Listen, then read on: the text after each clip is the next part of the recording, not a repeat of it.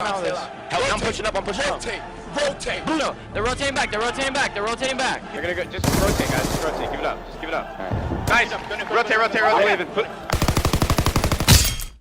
Greetings and welcome to episode number 5 of the Rotation with Zhack. We are back, baby. Thank you so much, everyone, for tuning in on YouTube, Spotify, or Apple Podcasts.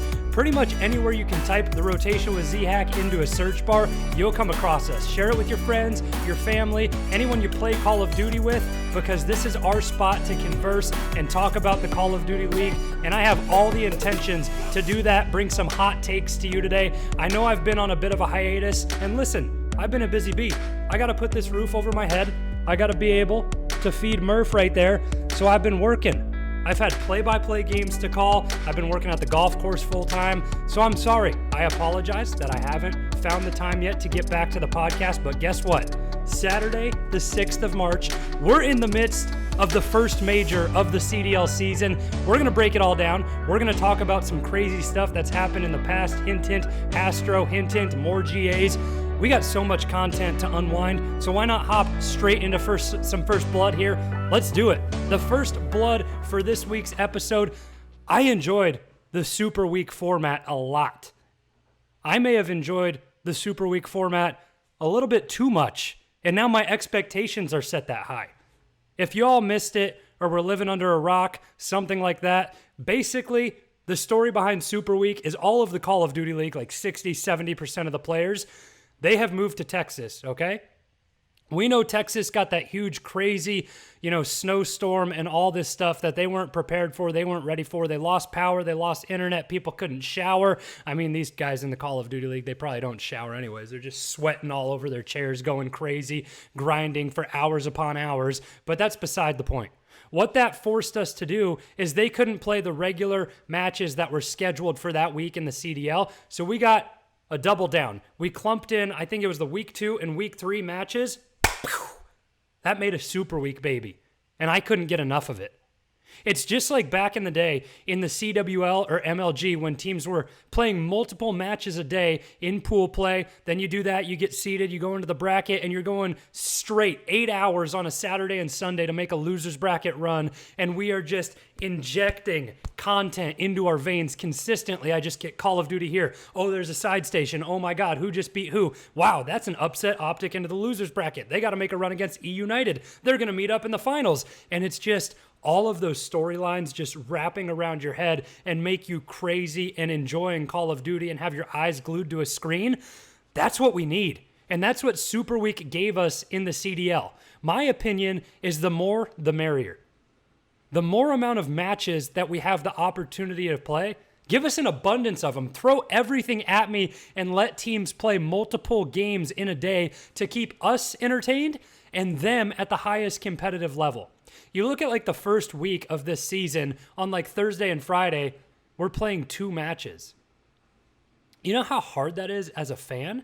I'm pretty sure the first day, the kickoff of the Call of Duty League was a 3-0-3-0. You know how hard that is to get invested when you sit down? You're like, let's go, baby. I got my whiskey, got my bourbon, got my beer, whatever you guys enjoy, water, milk, whatever you want to sit down and watch the Call of Duty League with. I got my meal, burger, chips, whatever. I take Call of Duty like normal people take football on a Sunday. It's my big day when I get to watch Call of Duty. So imagine me sitting down on the first day, super excited for this, and then pop, 3-0-3-0. Those are the only 2 matches scheduled for the day. I'm like, man, that sucks. I just watched the Call of Duty League for an hour. And that's it. Forgo even Thursday and just give me Friday, Saturday, Sunday, at least 3 to 4 matches every day. And on top of that, I think that's something that the teams want.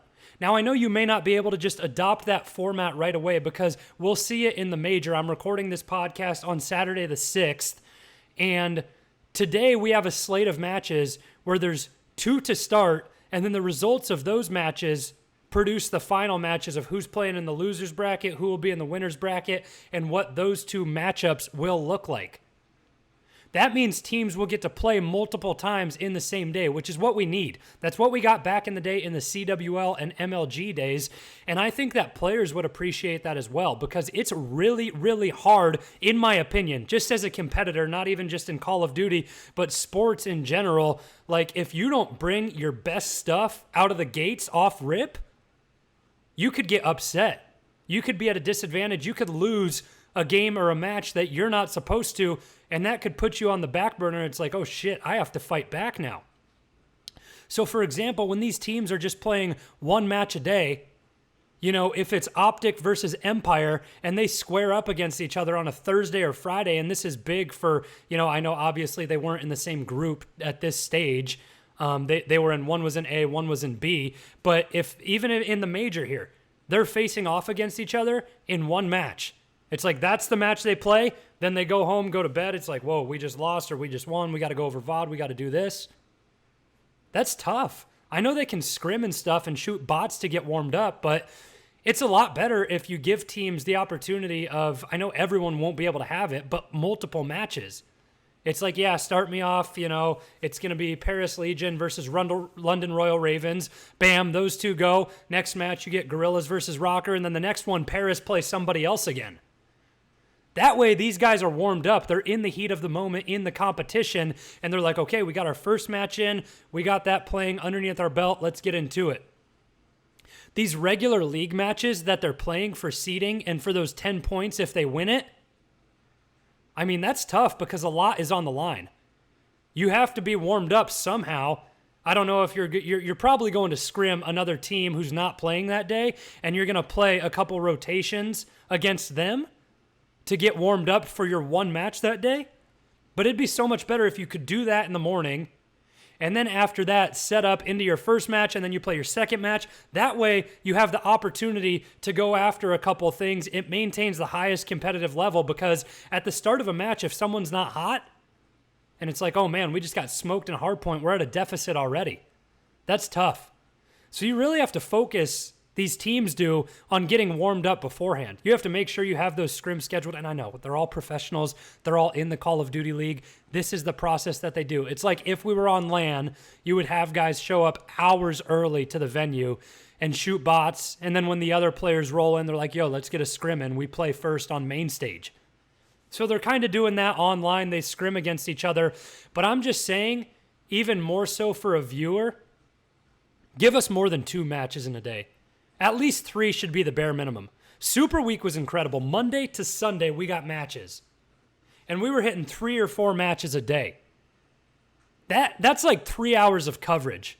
That's huge for the business of the Call of Duty League, and I think that's something we should look into adopting. I know we already have the schedule set out for the rest of this season, where it's probably going to be, 2 on Thursday, maybe 2 or 3 on Friday, then Saturday and Sunday you can get in the mix. But if we could find a way to get more matches just for fans, because it's tough to watch those 2 matches, and I know ratings can be a challenge for the Call of Duty League at that point. Because let's face it, certain fans tune in for certain matches.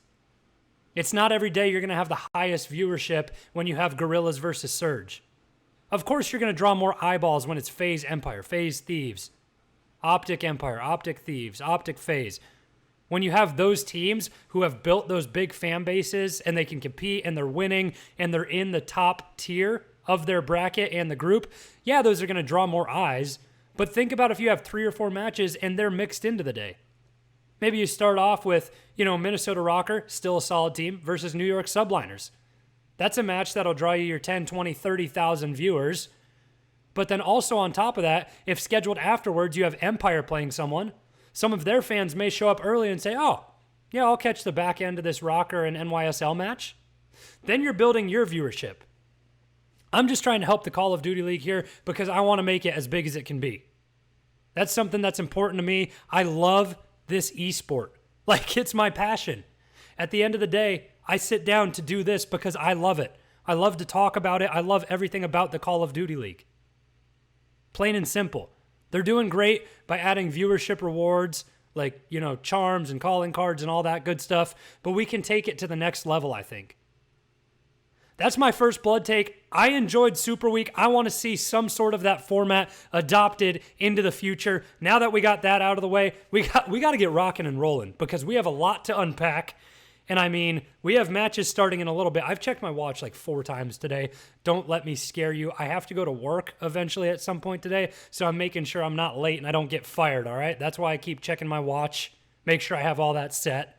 But we have a lot to unpack. We have to talk about this first major, stuff that's already happened, roster changes, among another bunch of topics that we have. So why not hop in to the Barracks news and notes from around the league?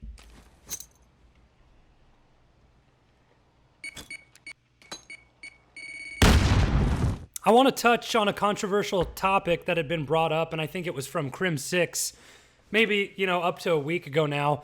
But I think it was a post-game interview with Miles, and let me call timeout real quick. Take T. Full timeout, full 60. I'm going to take a timeout and maybe bump this bullet point that I had lined up down a little bit because I want to talk about the Call of Duty League broadcast real quick. I'm loving it. The talent is beautiful. Miles Ross. I don't have one on, but hats off to you. Here, Turtle Beaches, off to you, Miles. Even though the Call of Duty League is sponsored by Astro. Yikes, I may have to hide on that one. But regardless, Miles, you're doing a great job. Great job. I'm losing my words here because I'm so excited to talk about you. Bringing the entertainment value to all the fans. You are hype about every match. When you're on the desk, you're cracking jokes. You and Chance mend well. We all know that Clint and Joe, Merc and Maven, like they're top tier guys. Everyone loves to listen to them. But I mean, Lando, Studdy, Miles, Chance, Lai, Nameless, Mr. X, Enable, when you've been in there, the whole broadcast is great. You guys are doing well. And I know these teams are a main proponent in bringing in the viewership, but I think some people are coming to watch you guys. They're coming to watch Miles wear his funny jacket, crack his jokes, say some crazy one-liners throughout these matches, which I don't know how he comes up with, but he does an incredible job with it. And the broadcasts are just so entertaining. It feels professional but fun at the same time, and that's a mix that I think everybody likes. Not everyone likes to see, especially Call of Duty, because the community is. We like a fun community that can crack jokes and talk smack about another. Talk smack to one another. Build those storylines. So the broadcast team doesn't take themselves too seriously, and I like that. We're not suit and tie like, oh yeah, we gotta hide behind here and be all professional. This is your 5 o'clock news. No, it's fun. It's Miles and Chance going back and forth and, the calls they're giving, and then the same with Merc and Maven going crazy. Let's have a little bit of fun. Let's keep that going, and I think that's what's making the CDL so great this year. So incredible job on the broadcast. I love it. So we're going to talk about something, like I mentioned earlier, that happened in an interview between Miles and Crim6. It was talking about evening the playing field. Crim mentioned that we're playing on different servers at the beginning of this year, and things are different. We're scrimming on 20 hertz, but we're playing on 60 hertz. When we're scrimming on these 20 hertz servers, the spawns are different than what we're getting on the 60 hertz servers. Everything is mixed up. And that's whack, in my opinion. At least even it. If you're going to play on the lesser 20 hertz servers and scrims, play on those servers for the matches so everything is the same that you practiced with. Vice versa as well. If you're on the 60 hertz to practice, play on the 60 hertz in the CDL matches. I think there's probably obviously been an adjustment period now that that's gone on for a couple of weeks and we may have figured it out. I don't know where we stand still, but that's kind of ridiculous to have that happen at the beginning of the season. We got to get it together and be on the same network, on the same server, because that puts everyone at a disadvantage. If people are spawning in different places, when I'm pinching somewhere on Crossroads and I'm telling you, hey, you flood top bridge, I'm going to go through by tank, and then someone else hit mid, we're going to try and wrap around. That way we can initiate our spawns for P3 and P4. And then the server has something else happen when I kill someone here? What's up with that? That changes my playstyle, and that could completely screw up a game for us. So let's make sure we can dial it in there, get everything on point, and let's play on the same servers, okay? Capiche? Capiche? We're all good there? Everyone? Everyone in the room? We're good? Okay, thank you. Let's move on to the next point now. Oh, man, this one, sometimes it gives me a headache to hear this. I know that these guys, we're playing for a $500,000 major right now. Like, we're dropping in today. We're getting into the winners finals. We're getting on the losers bracket runs. So we're playing for a lot. But there's still a lot of whining in the Call of Duty League, and we're talking about stuff. And it has stemmed from sort of seeing the casters talk about their pick'em and say, oh man, I had these guys. There's upsets left and right. It's crazy. And you've seen people like Octane and Slasher tweet out, good luck picking any match correctly this year. Yeah, probably. The Call of Duty League is extremely competitive, and also we do have extraneous circumstances like playing online, but when we're complaining about it all the time, at the end of the day, minus online. I know a lot of people are in Texas, but some people are living in different places. We play on a different server. It causes some change, but other than that, you're on the same playing field as everyone else. I've heard complaints of people saying, the game's too easy, you can shoot everything straight, anybody can win. It doesn't even take skill. The guns are so easy to use and online, and on top of that with the servers. Get out of here with that. You're shooting the same gun as this guy. You're all playing the same game. If you can shoot so straight with every gun in the game, first of all, hit your shots when you need to. And second of all, there's a lot more to Call of Duty than just that. Sure, the guns are so easy to shoot. You can gun someone cross-map with a 74U or an XM4 or a Krig. But on top of that, I mean, it's highly competitive. And everyone is saying, oh, anything can happen. You can initiate what happens. And I'm seeing consistent trends. Who are the best of the best? Atlanta FaZe, Dallas Empire, and Optic. They're all in the winners bracket. After Optic lost to Empire 3-2 in around 11 yesterday, yeah, they dropped down. But guess what? The consistency is there. So sure, while you can shoot every gun as a beam and hit all your shots, there's a lot of other things around the map that you can influence. You have to be the leader and call out and rotate. You can beat another team on a rotation. You can be better than them there. You can influence the spawns by winning a kill with that easy-to-shoot gun. You can make the right play to chalk the scrap time at 20 seconds, hit an early rotation to P3, P4. So I don't think it's a toss-up straight up.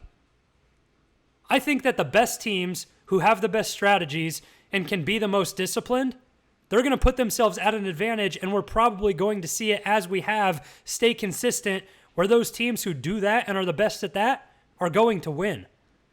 So get out of here with the BS that it's easy, it's online, you can't predict anything, everyone can shoot straight, there's no distinct advantage, a bottom tier team can beat a top tier team. No, because what separates the top tier teams is good strategies, good communication, and they can handle the pressure. They make the play calls when they're down 240 to 180, and they can chain a couple hills together and end up winning. They slay out and pick up the kills on rotation when it matters.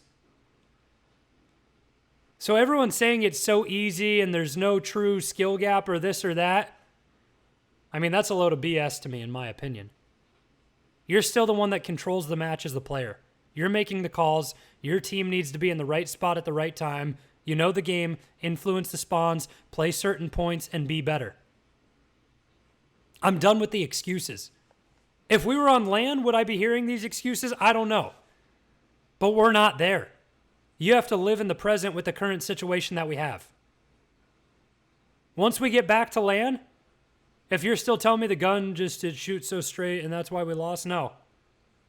There's plenty of things that happen through a series and a map that influence a win or a loss. I'm tired of hearing the excuses. I'm tired of hearing about everyone talking about it like it's anybody's game and it's inconsistent of who's going to win. Yeah, there's upsets because people play bad and they make a wrong decision. Ask any of these coaches.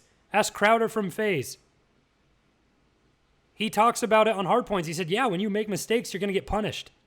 It's 4v4, they're magnified, and if you make stupid, simple mistakes when you're chowing a hill with 15 seconds left instead of rotating on raid over to garage, and then you get full 60'd because you think you can just bully out a rotation, that's why you lost.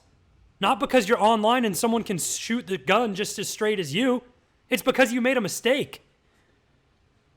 I'm done with that conversation. I'm fired up. I got to get it out of my head. Couple deep breaths. We're all good. We're going to move on to the next thing here. So there were a couple of roster talks that have happened heading into the major, which has been crazy. First of all, Hydra jumped on a plane and he's flying to the States. He finally got out of the EU, and then the same thing happened for Zero. So maybe not in the present, but my thoughts are, where do these rosters go from this point on? Because we know London, they already lost their first match in the losers bracket. Bam. That's it for them. They are out of the first major. They made $0 in the $500,000 major. They're gone. It sucks that they had to deal with this roster situation as they did. They got Trey back, and he made an impact. They forced the map 5. Like, it's plain and simple. You can see what he does for this team on the map. But now it's where do these teams go from here? You know, Haggy there still, Alex. Like, what's going to happen with the Royal Ravens roster here? I don't know. I mean, I think it's pretty cut and clear that Haggy knew coming in maybe he's going to get bumped out, and he was just kind of there to be the 6th man or 5th man at this point and help out for as much as he could. But, I mean, they're struggling. So, I mean, they have to make the change. And you see Trey, he's an absolute beast. So he's obviously going to be there and influence the team. But at the end of the day, I don't know what happens to the Royal Ravens, but even more so, what happens with Hydra? Because that's a head scratcher. I don't know if NYSL have overperformed or if it's just Clay's leadership or they're just actually that good. But, I mean, Hydra coming in, is there a spot for him? DiamondCon has a 1.1 overall KD. I know KD isn't everything, blah, blah, blah. A sim has been disgusting in respawns, and he's made waves in Search and Destroy too. I know all these I haven't seen Hydra play a lot, but I know all the talks of him have been he's a disgusting talent. So what the hell is NYSL going to do? Because they're still battling in this major. They play LAG today as I'm recording this, and I think they can win that. I think they can make it to the quarterfinals against probably Optic. I'll break down my predictions in a little bit. But the matches today, you have LAG versus Subliners. Then you have Optic Chicago versus Thieves. Then you have the winners final with Empire FaZe. And then whoever makes that losers bracket run into the quarterfinals have it. And then those two teams go to the elimination final. How are you going to replace somebody with Hydra if NYSL make it to the quarters today? Like, if they beat LAG and then they take on Optic or Thieves in round 5? I mean, is somebody underperforming that poorly if they've made it this far? I know he's here and that was the plan from the beginning. But Hydra may have to sit for a little bit longer. I don't know. I haven't heard any rumors. I don't know what's going to happen. But I mean, Clay, Mac, DiamondCon, and a sim, they've been playing out of their minds, plain and simple. Like, they've been really, really good. They've had tight matches against the top tier teams despite Optic. They got smoked by them in the first round, winners round 1. But other than that, earlier in the season, I know they got 3-0'd by Thieves. They could have 3-0'd Thieves. Like, those maps were all tight. They got reverse swept by Empire. They reversed swept yesterday to get to the point that they are today. They had a stellar win over the Mutineers to be able to get where they are, and I think they're better than LAG. I don't know. I really don't know how this roster shapes out if there is a spot for Hydra right now. We'll see what happens. It could get announced if he got his flight in and he's there in time. It could get announced that he's playing today for someone. I'll be really drawn back because these guys have been gelling together. They've been practicing, playing with one another. So I don't think that would be a good move. But after this stage, after this major, when we head into stage 2, where does that leave us? Personally, if I'm in the management role at NYSL, I don't think you can replace someone. I think everyone has played really well. I don't know who you're going to knock out, to be honest. So that's an interesting thought for me. That's where I'll leave it with the current roster situations for those two. And I mean, if you talk about other teams, the other question is who's going to make the first roster change? I don't really think it's the Royal Ravens, because obviously they're going to have to make one. You know, they haven't had their roster that they planned on starting with from the beginning of the season because of the visa issues and getting 0 here. And then Haggy subs in, so they haven't had a fair shot at anything yet. When you look at everybody else, if you just want to go down the line, Thieves are fine. They're uber talented unless there's some internal issue. Like I just said, NYSL have been playing crazy. Optic, they're stellar. They could have beat Empire yesterday. It was a couple of timings. You know, they lost a search. Hats off to Empire. They played great. And when crunch time came, they clutched up.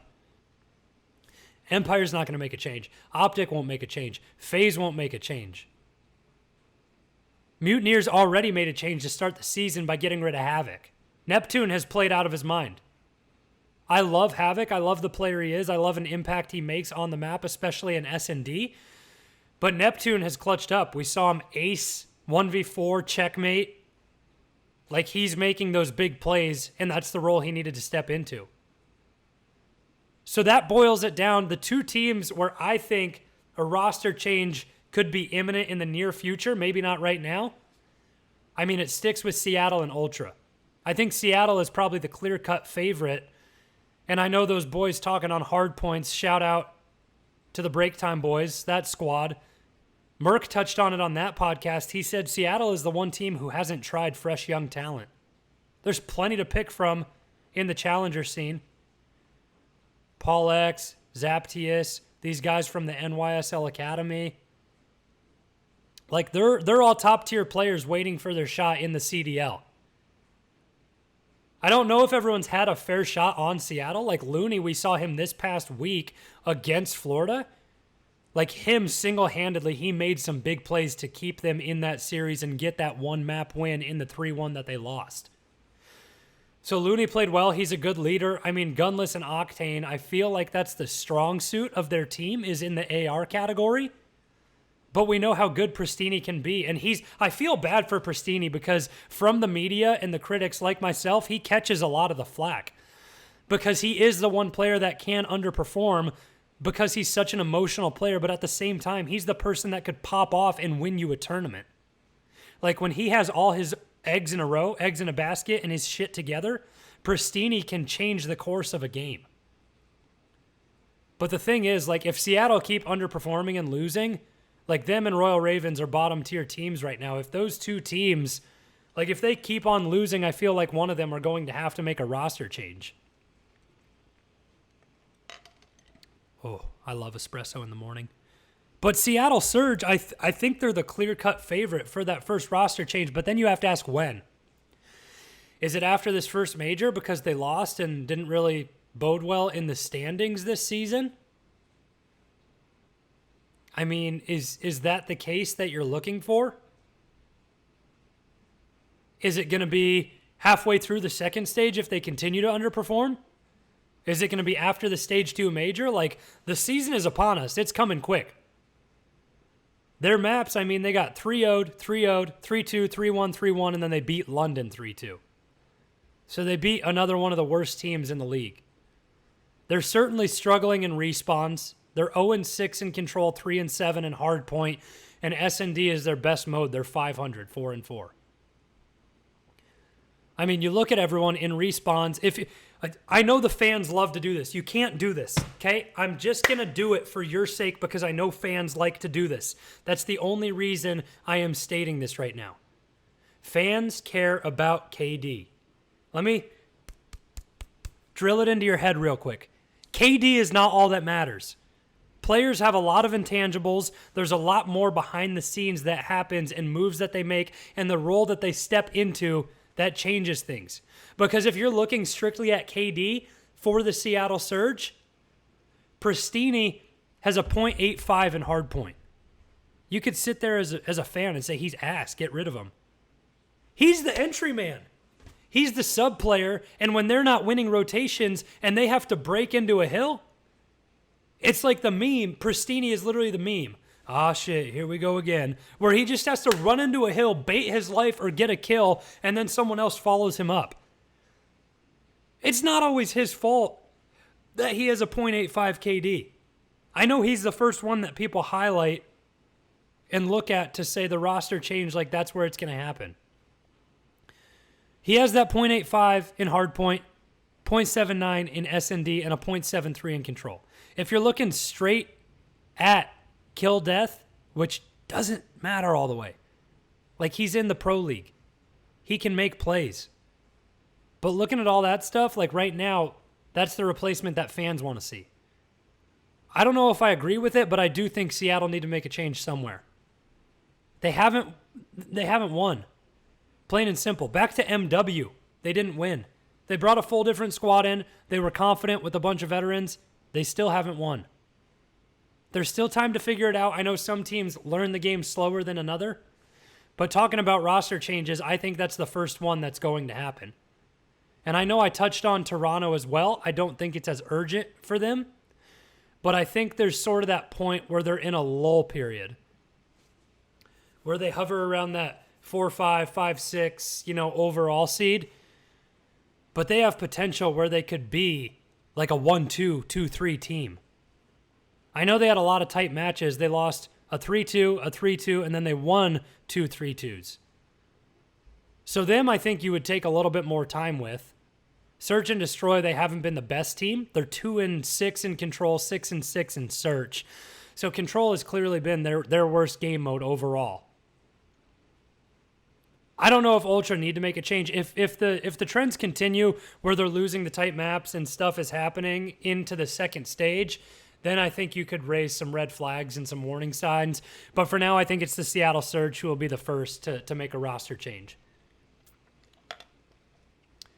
Now, when I saw this hop across my timeline, you guys are really starting to piss me off, all right?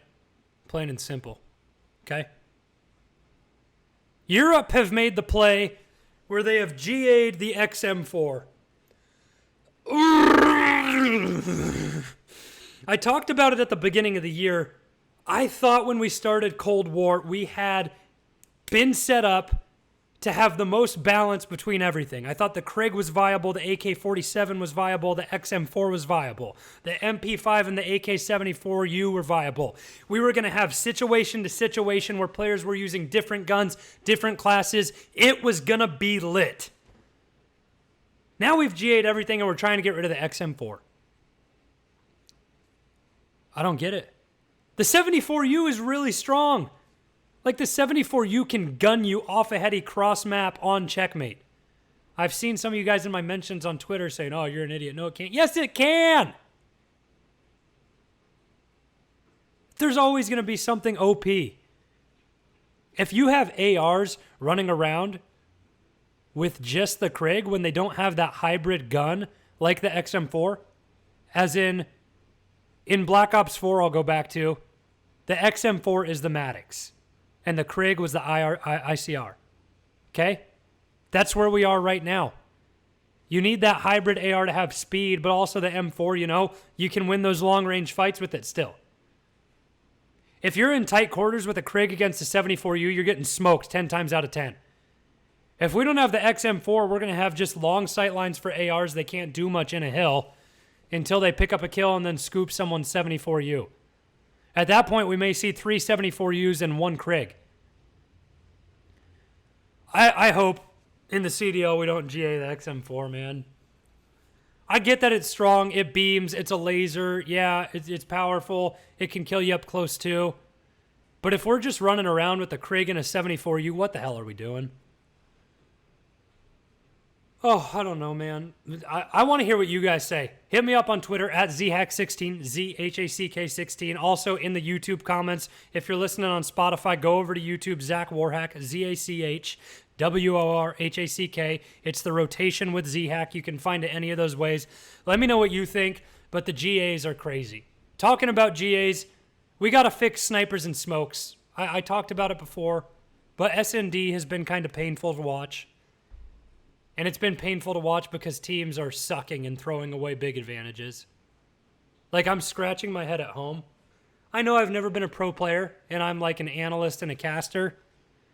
But I've literally been sitting at home, and I see teams in a 1v4, 2v4, 3v4, and I'm like, all right, you have a life advantage. Don't get picked. Play together. Trade. You don't need to flood something. And then Neptune 1v4 someone. Methods pulls off a 1v4 on Moscow. And my eyes get wide and I'm like, what are we doing? It's a trade fest. Slow down and play your lives. I'm scratching my head watching this. One thing that can help that, fix smokes so we can have snipers in search. Plain and simple. Dashy and Simp with the sniper, holding down a lane on Moscow, watching street, watching A-side deep. That's huge.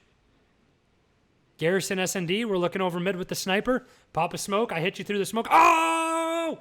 The crowd goes wild because Dashy hits that shot.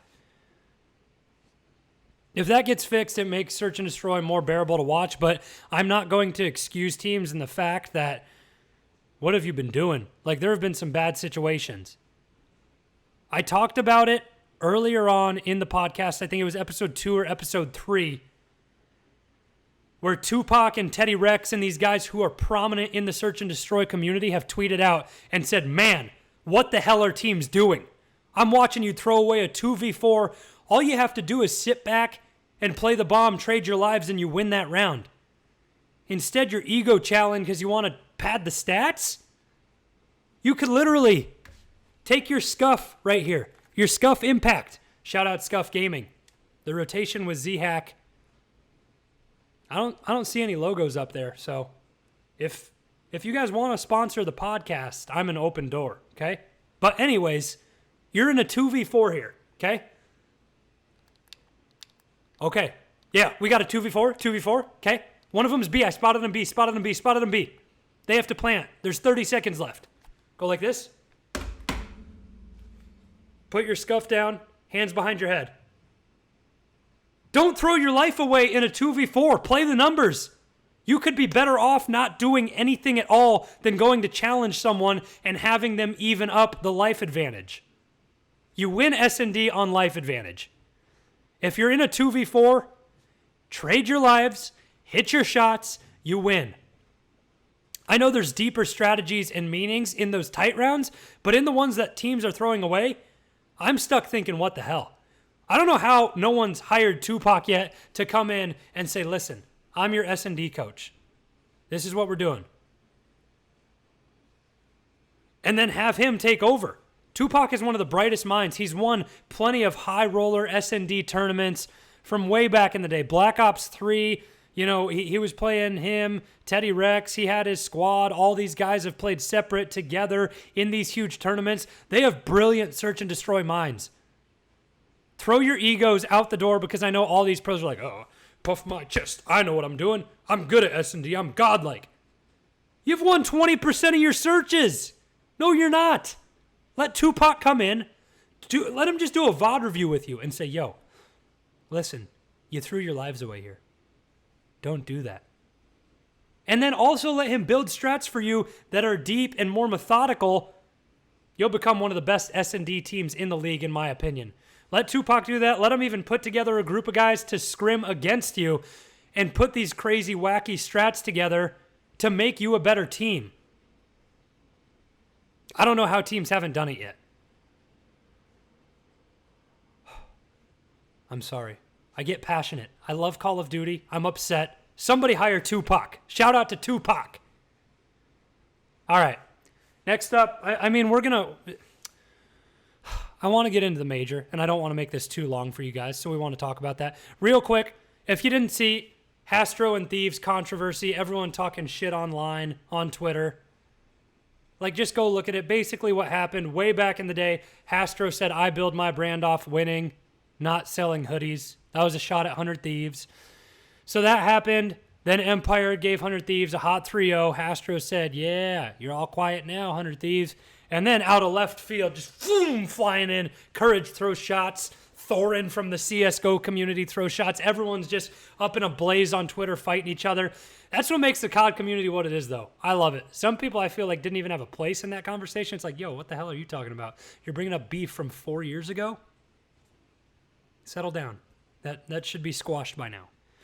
But all this builds the storylines, and this is the Call of Duty community. Let's face it. It's strong personalities. This person hates this person. This person has a problem with this guy. And they hash it out on Twitter, make it public, and everyone else is just sitting in their home on their computer like, we got the entertainment. And then Miles and Chance, they're just sitting out. They get a notepad. Well, I'm going to unfold that one in the Call of Duty broadcast, certainly.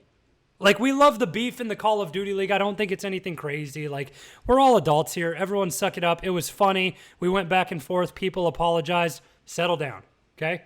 We're good. That's all I'm talking about with the beef. And we come back, of course, the movement mechanics again in Call of Duty. People are figuring out to break it. Shotzi is cracked. All these guys are cracked at movement. Shotzi, Neptune. We've seen all of them who are disgusting. And now snaking comes back into it.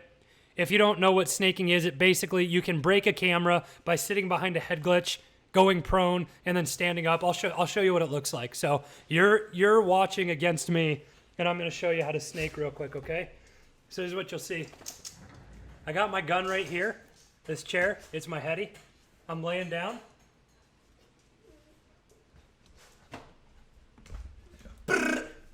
That's how it goes.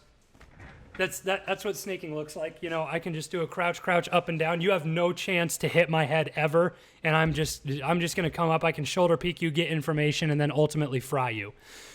So that's back, and people are talking about GAing snaking. You can't GA a movement mechanic, like, because there's so much of a gray area. Murphy wants to get involved in the podcast real quick. Come here, buddy. So Murph, what do you think about snaking?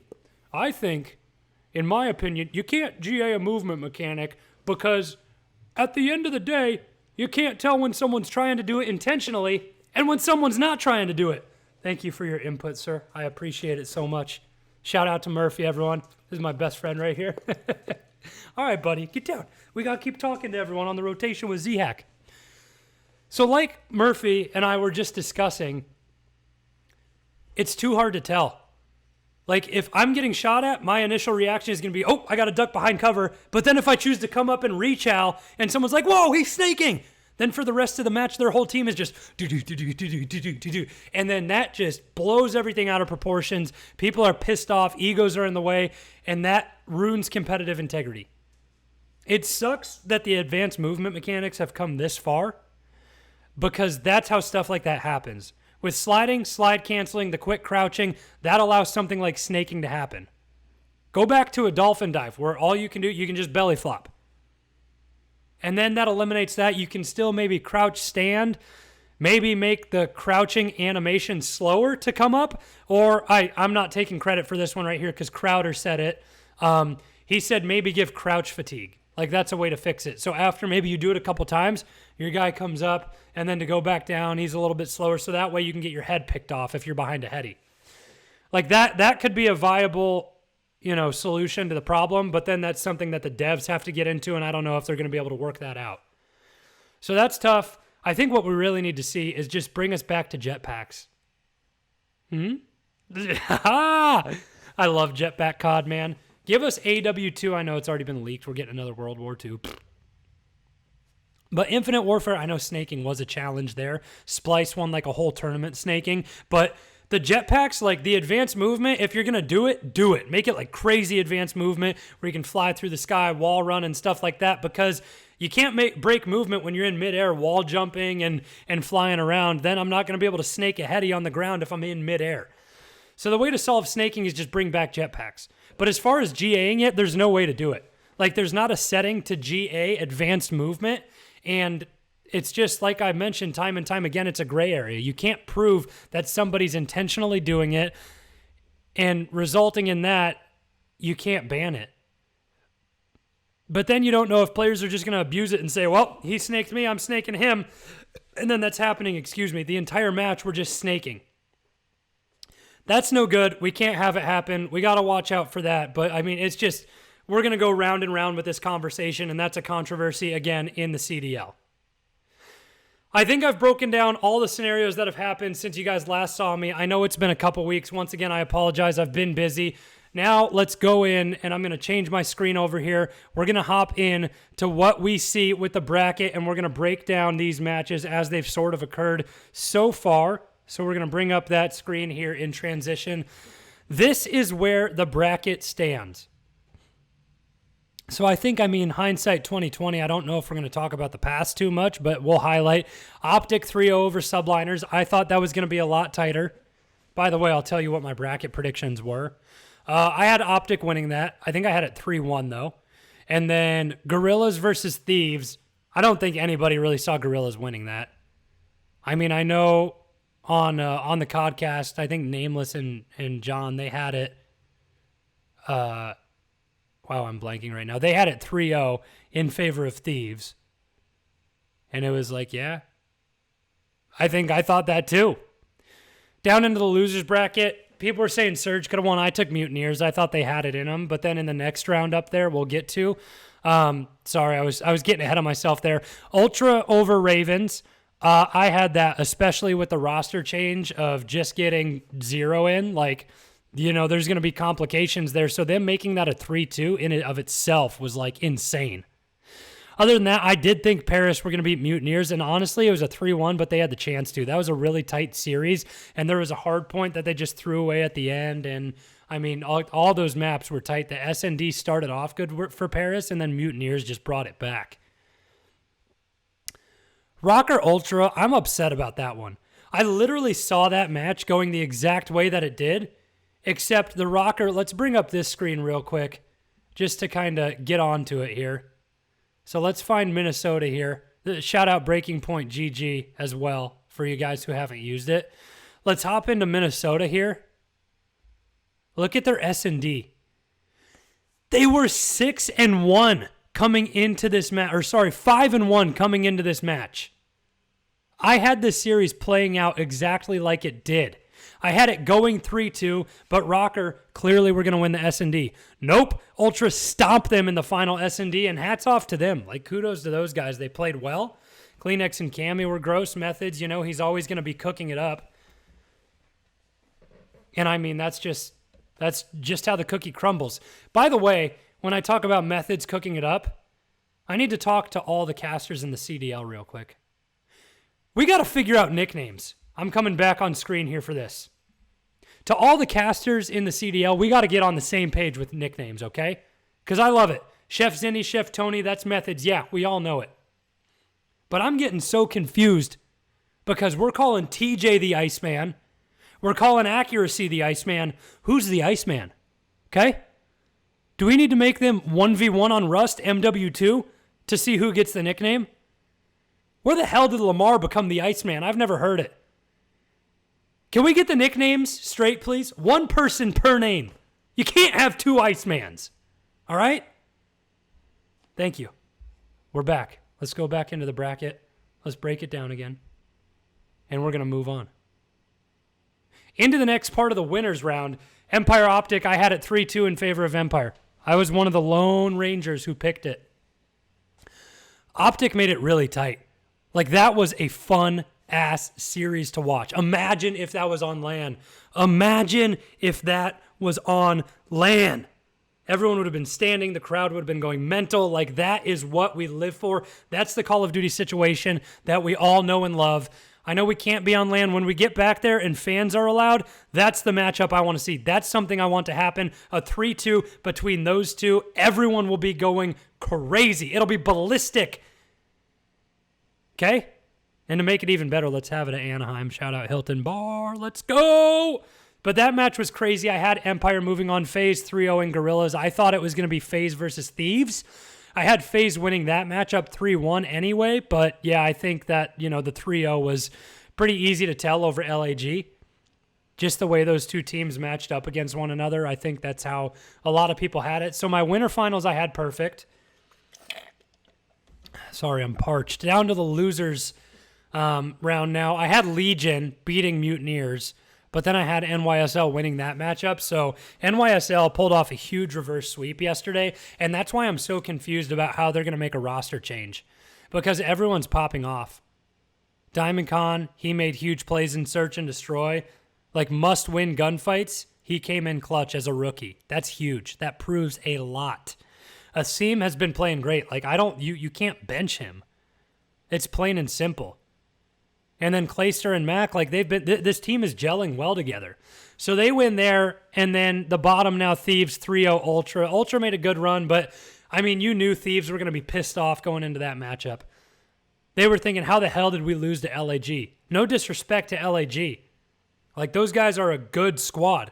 I've said it time and time again. They are a 4v4 team. Like, they are set up for success in this game, and they proved it by making it into the winners round. Okay? So that brings us to where we are today. So let's break down these matches really quick here. Gorillas, Subliners. Let's get a little bit of help here from breakingpoint.gg. So you look at LAG here. You hop into their team. 4-6 hardpoint, 5-3 search, and a 2-5 record in control. So those just updated. 4-7, 5, and 4, 2, and 5. Yeah, I think New York is just going to play too well. The place that I think that Gorillas can pick it up is if they steal this swing map control, but they're 2-5 on it. But then again, they stole a hard point from Optic. So you don't really know what's going to happen. They got 3-1 by Optic, but they took that first hard point in the series. They need to win a respawn. Like, the search and destroy is the one spot they may be able to take an advantage over New York. But then you go to the subliner side and look how they're performing. Like, they're just, they're 500 in hardpoint. Their S&D is good and their control is good. I think it'll be a tight matchup, but I mean, you highlight this guy right here. Asim, a 1.1 overall in hardpoint, the same for DiamondCon, the rookie. Down to search, look who's performing again. Asim, Clay has been big too, and DiamondCon. And then finally, control is the one mode where Asim has been, the KD-wise at least, in the bottom tier. But that's where he gets everything picked up. Like, that's been a game mode where Mac has excelled. So I think when you look back into the bracket, I give it to the subliners. I think it could be a 3-0, if anything, 3-1 NYSL. Then we have a huge matchup, Thieves versus Optic. I know everyone likes the storyline of, Nadeshot used to be on Optic, him and Hector. Hector has helped him, give advice to build a team and an organization of his own. Nadeshot used to play against Scump. Those are all storylines, but there's some good players in this matchup too. Tej, Kenny, Temp, Slasher versus Formal, Dashy, Scump, and Envoy. Like, the talent in all these final matchups, it's crazy. These are the best of the best in the team, in my opinion. And minus subliners, I think this was pretty much everyone we thought were going to be here at the start of the season. NYSL have proved themselves and been really good, but other than that, everyone else has proven to be here. I think Optic, they'll just make the run. They'll make the losers bracket run. I have them going all the way to the elimination final. It could be tight against Thieves, but I really think it could be a 3-1. Like, Optic's bread and butter over the years has been winning all the respawns. I think that's something that they have the shot to do here. I think they could win the hardpoint control and then hardpoint and maybe drop the S&D. But then again, if you watch their searches yesterday against Dallas, like, they were stupid good. They looked really good in S&D, and everyone's been talking trash, but I mean, they're above 500 now. I think it comes into the maps and modes, picks, and bans, because look at Optic on Moscow for S&D. 3-1, they've been pretty much unstoppable. And then you hop over to LA Thieves to compare where they've been on that map. And then you scroll down here, let everything reset. Look at this, 2-0 in Moscow. So these juggernauts on Moscow, like, if they pick that map and go head-to-head against one another, it's going to be crazy. We talk about how good of a respawn team Optic is, but look at LA Thieves. 7-3, and they've done it everywhere.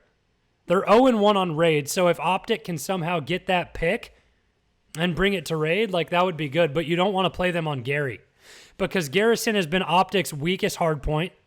Like, it's just a cluster, and at that point, that's where LAG beat them. And it's a spot where they've struggled. They're 1-3 on Gary. When you let the ARs get involved, like when you have Formal and Dashy popping off on Checkmate, look at it, 3-0, and Raid, another map where ARs are prominent in those long sight lines, 2-0. So both these teams are dynamic and respawns, and then Optic have not dropped a control. Like, they are disgusting at control. They're 5-0 on Raid, 2-0 on Checkmate. Like, they are really good at control.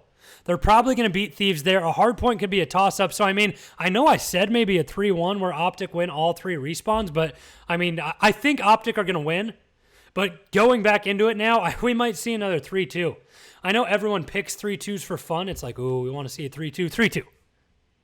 But when you break it down and look at all the statistics there, like, that is what we're set up for. Optic is going to win control, and the hard points could split. And then if the first S&D goes to Thieves, we don't know what happens. It depends. It really depends the map set that they play for what happens. So that's where it comes into being huge in the bans and picks and what maps you choose and the coin toss at the beginning. That sets us up for Subliners and Optic in the losers final. And let me X out of this real quick and go on the CDL site. And we'll look at that video in just a second as well. But look at all the matches we get today. We're getting all losers bracket today. First one we just broke down, second one we broke down, and then the final one, all losers bracket for today. I love it. Like, this is what I want. This is literally what I talked about earlier in the podcast. I'll pull it all up. Teams getting to warm up and play twice in a day is huge. Like, whoever wins this first series, I'm saying NYSL, they're going to go over here, and then NYSL are going to go try and find a scrim so they can stay warm. Then Optic are going to beat LA Thieves 3-2. They're going to be hot. They're going to be feeling good after a win. Then both these teams are going to be warmed up playing against another, and that's when we're going to have the highest competition possible. I love it. That's how we need everything to pan out. Like, teams playing twice a day is huge. It makes everything so much better, plain and simple. Let's pull the bracket back up. I know if you look earlier, day one, it was a 3-0 Optic Subliners. I think it's going to be a similar story. I think Clay will be really good at making adjustments, but I think the best NYSL do are 3-1.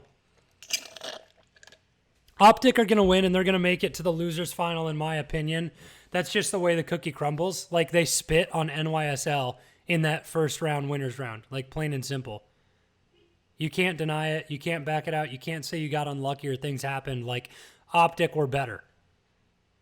Now, there's been time for NYSL to make adjustments, but I just, Optic are better.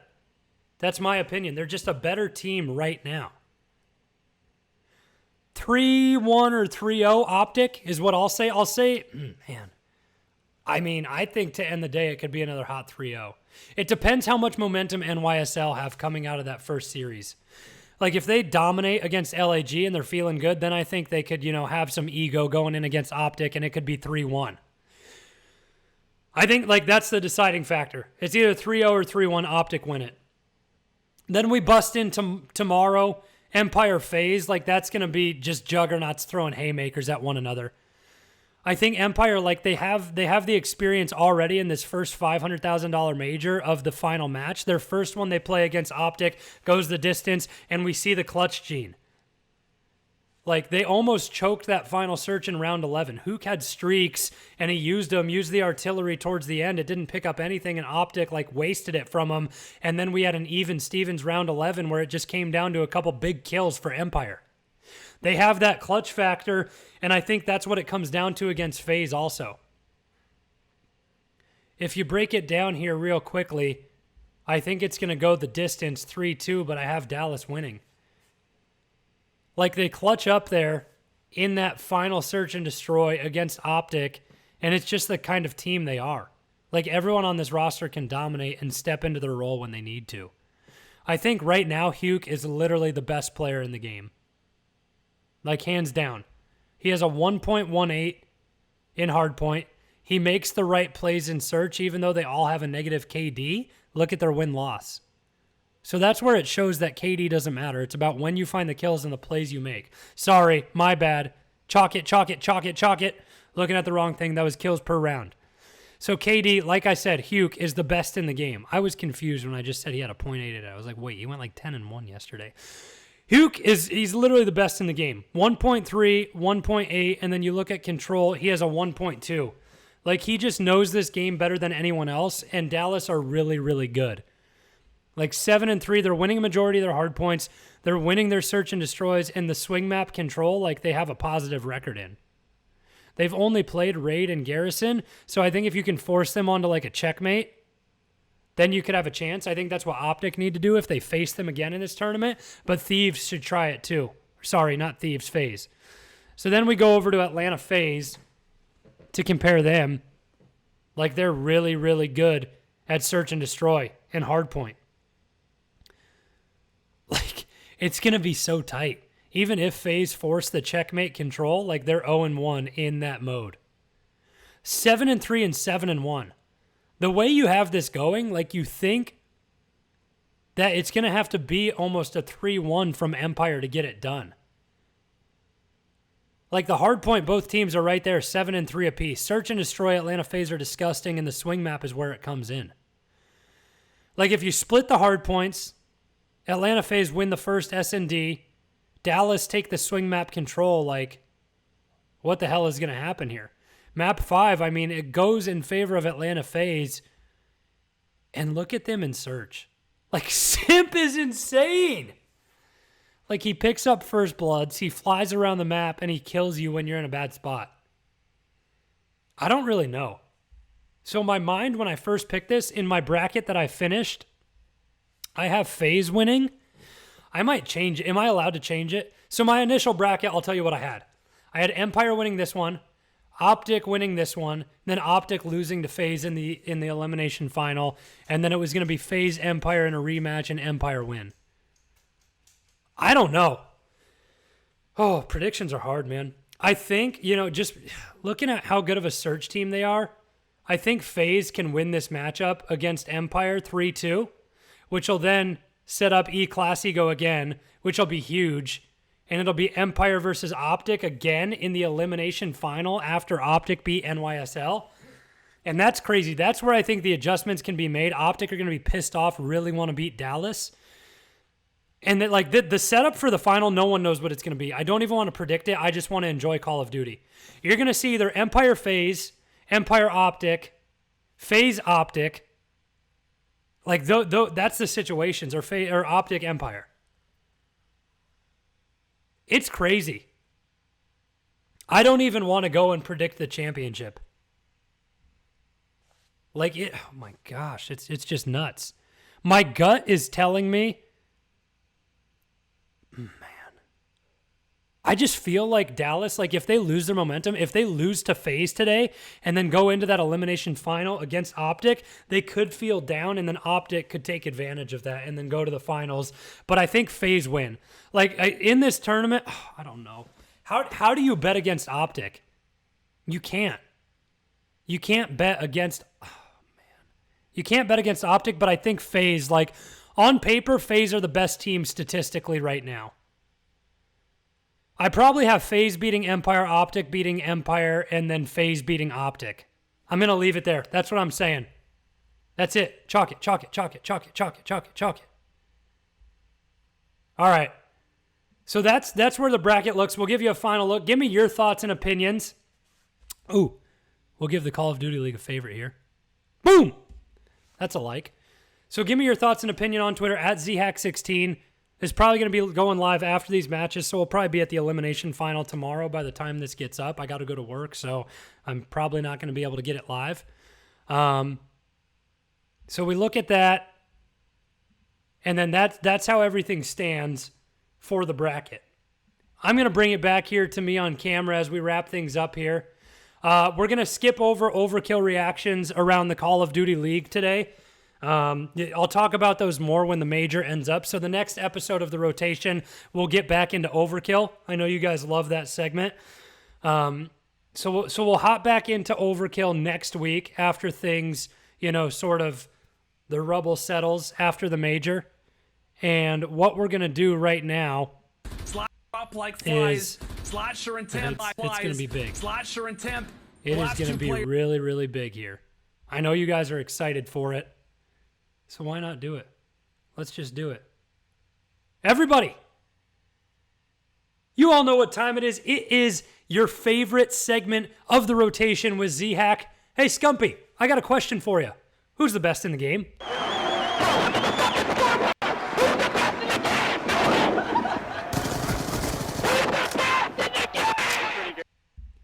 Two candidates this week for who's the best in the game. First off, we're going to talk individual player, and I just teased it when we were breaking everything down. The best in the game, and this is his second honorary time this season, but when nobody is performing at the same rate and as well as he is, I mean, Hook the Nuke is still the best in the game. The kid is disgusting. Like, he's absolutely gross. He's making the call-outs around the map.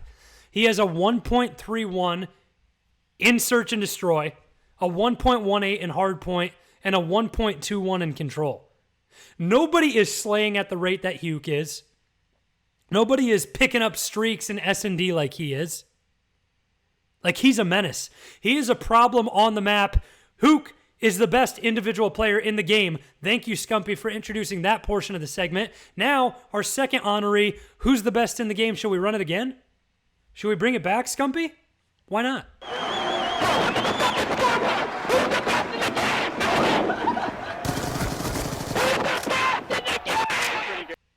Who's the best in the game? It's the best play in the game from this past weekend so far. And yeah, you can see me pulling it up already. We're going to get it full screen for you guys. This was absolutely insane. LA Thieves already up 2-0 in the series. We're tied 2-2 in control. Look at the life count. Look at the life count. Let me rewind it so I can get it for you a little more. Yeah, now look at the life count. 2v7 control. What are the Thieves able to do? Who's the best in the game? This play from the LA Thieves is the best in the game from the weekend. Major tournament, major time.